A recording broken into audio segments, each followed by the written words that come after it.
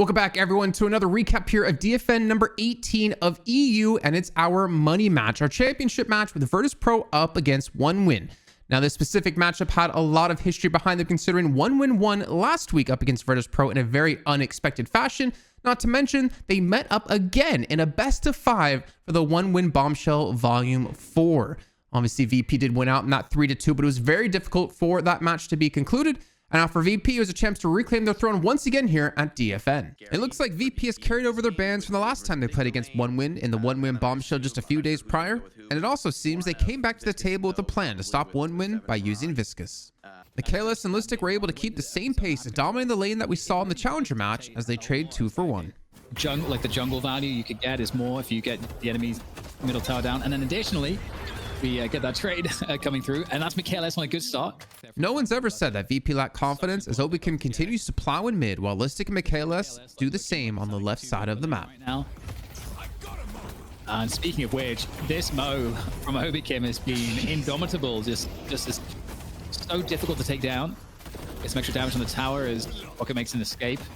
Empty Dreams gets out of there, and yeah, this mid tower. Oh, here comes the bird. That's all straight on Obikim's face. Is there a follow-up here? Empty Dreams looking maybe to go for the pursuit, but it looks like he is not going to be the fight. In fact, Reed takes him down instead. And Michaelis gets Xenon. Listic gets flammable. That's 4 quick kills in quick succession here for Virtus Pro. With VP trying to run the urn across the map, OneWin used this as a time to strike to get the man advantage and deny the turn-in. Keep him alive, and the retreat is immediately pulled out of Virtus Pro, but the chase is going to be here. That's a great lasso coming through on a Demov, and he has no cube left, and he has no life left as he will fall. You just love the combos there off of the lasso.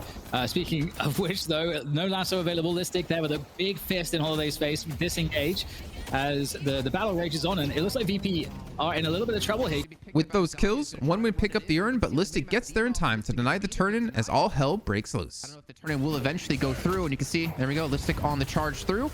Able to catch out Zanya. That's going to be the urn now dropped, and Zanya's going to fall. Not to mention a bag to pick up on top of that. And this could eventually be Virtus Pro actually taking the urn themselves, but the fight is going to continue. The swap comes through onto Listic. D-Mob with the goo ball is just punishing overseas left and right. It's like watching Sonic the Hedgehog here. And OneWin at least able to get 2 kills off of the back of this, and the fight is going to continue as Obikim's going to rotate through. The urn still be contested quite heavily, considering it's only worth 3k this early on. I'm surprised to see both teams really want to fight over this objective. Yeah, and it seems generally that OneWin have had more players in position more of the time in this fight overall, and they're continuing to reinforce this one off the rope. 3 players are coming from OneWin, so VP in trouble. However, Zergi's ult is going to do a fair amount of damage here. That's going to ward away everybody's huge connection off of this cloud form, and that is a problem. Storm Cloud is just really hurt everybody here for OneWin, but still, Zanya able to get 2 off of that one. But Michaelis, Listic, and Zergi, 4 kills to follow up with, and so VP turned that one right around off of the Storm Cloud. With shoving out the right lane, OneWin hoped to have a man advantage for the urn turn-in. Coming through, looking for the turn-in. Shark needs to teleport over, and a great little puddle punch actually denies the turn-in from coming through, but this fight is going to go crazy. Yeah, and turning around, Demov, Azanon rather, on that Geist is looking very challenging. There's the stealth swap though, coming in just in the nick of time to keep him alive. Flammable is going to go down here in the fight. Does not look good for OneWin, regardless of that health swap. They're still going to fight on though. Everyone's in the mix at the moment as VP are committing fully into this fight, and unfortunately OneWin, they're pretty spread out right now. They're all the way in the back line. They do get 2 kills in that back line between ABL and Zanya, but it is now VP as a ball moving towards them, trying to take care of this. There's a combo to lock down ABL, and this is the problem. The ball of VP is very difficult to deal with. OneWin are actively looking to try to get picks onto VP, as we can see here, pushing into their opponent's jungle. Bite my tongue on this one because it's actually going to be on the right-hand side jungle. They catch up. Someone trying to go for the center sacrifice is going to be Demov. Obikim's going to be there to help out. That's going to be the paradoxical swap to come through, and the combo on top. But do they have the damage to finish him off? And, well, yes, that's the quick answer of this one. But at least Empty Dreams able to respond with the kill onto Shark. In the meantime, Zergi going to be going head-to-head against Xenon in the left-hand side lane, while the fight still continues here on the right, and that's a major fight to have happen. And Xenon's able to win on that trade. He could potentially push in towards this Walker for some early damage, and he's going to do exactly that while the fight still rages on here on the right-hand side. Listic responds with a kill on Zanya. And Flamboy's trying to go for the chase to Obikim, but he can't hit the bounce pad correct. directly gets bounced around. Listic runs the urn across the map, but is forced to drop it while the fight breaks out. In the meantime, Zergy is pushing the left lane Walker, and somehow Listic grabs the urn and turns it in. Up above, fighting it out, looking to try to deal with the remainder of one win, and a lot of them are very, very softened up at this point. It's looking quite bad. Oh, that's a fantastic connection off of the burrow, right? And now is looking like problems here potentially for VP in this basement, but it's Dan. weird here. Listic's going to turn the urn. Zergy's pushing the left lane at the same time. This is a massive win for Virtus Pro. You trade 1 for 1, but you're going to get a Walker and a flex slot, and you get the urn turn on top of this. Virtus Pro now up to 126,000 souls, almost a 20k lead off of a very scrappy fight. The macro play was stupendous, and even if Zergy goes down, it does not matter. The damage has been done. Going back to what they tried a few minutes earlier, Overseas pushes up to give info on where VP are, but he's the one to be caught out. Which might just happen now. Is this the new team deathmatch mode in Deadlock that's been pushed on the latest patch? Constant fighting from these teams, no objective fighting whatsoever. We're in the jungle yet again here. As the battle continues to break out, Virtus Pro able to get the better of Overseas, and the window that maybe OneWin had to really snowball this first game is starting to potentially come to a close. ABL luckily still at 20k souls, but Flammable is going to get caught here. No charge available just yet for Listic. Flammable's going to create some distance here with that jump pad, but the damage has been done. They've lost 2 players, now a third. This could be mid-boss being taken here momentarily for Virtus Pro. And OneWin, you have to escape from this or just drag this out long enough for 8 for those respawns.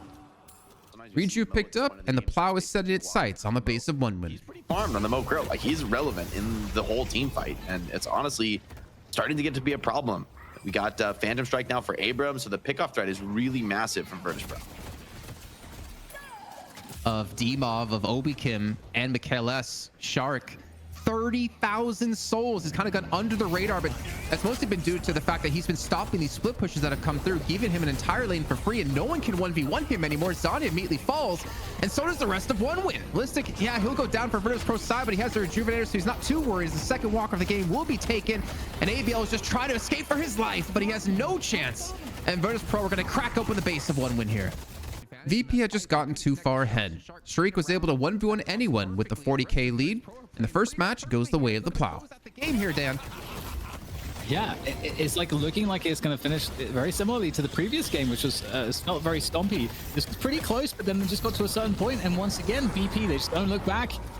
Incredibly good team. VP is so good, and this Mo, I think Jake had a great point here on that Mo. Maybe that's something that has to be banned out, we'll see, but this is going to be the first map looking like it's going to VP, who are on the comeback here. They wanted to retake the throne. The patron is it's on like 2%, and no, they're gonna do no. It out. Michaelis comes in. There we go. That's map number 1 for VP. Not seeing much change out of either team going to the second match. This time though, ABL will be back on the Amato as Overseas takes over his Great Talon. ABL goes back to acting like a battle cruiser on top the high ground and mid, but gets a bit too cocky. Facilitate early, and they've got the Yamato Talon against the same setup for VP in the Mo and Mirage. Oh and speaking of the Mirage, the Yamato can't find it, and it's an overcommit. VP show the response to the ABL Yamato pick with a combo and instant burst down. Flammable comes in on Sinclair to show the trick up his sleeve, but VP reinforcements are there. VP on the right side of the map. This is potentially a problem. Oh my goodness, ABL getting sent to the moon. And Zenon looking for a health spot. Maybe no health spot available, just some health to steal. The Divine Barrier popped as well, but that, oh my god, the steal, the Sinclair ult to slow it down to keep Zenon alive just for the moment longer. Is Zenon actually going to stay alive here? Look how committed. The burrow comes out of the ground, trying to finish off Zenon. It will happen. Obikim getting the job done. That's what he was there to do. And Flammable goes down as well. But what a valiant effort to try to stop that game. Maybe OneWin weren't expecting VP to come barreling forward with the urn, but that's exactly what happens. Looking to see if they can try to get a win here at OneWin. So smart. Such a strong presence. Oh my god, it's just blue all over the screen at the moment. VP annihilating OneWin around this urn, and it's just it's taking no prisoners.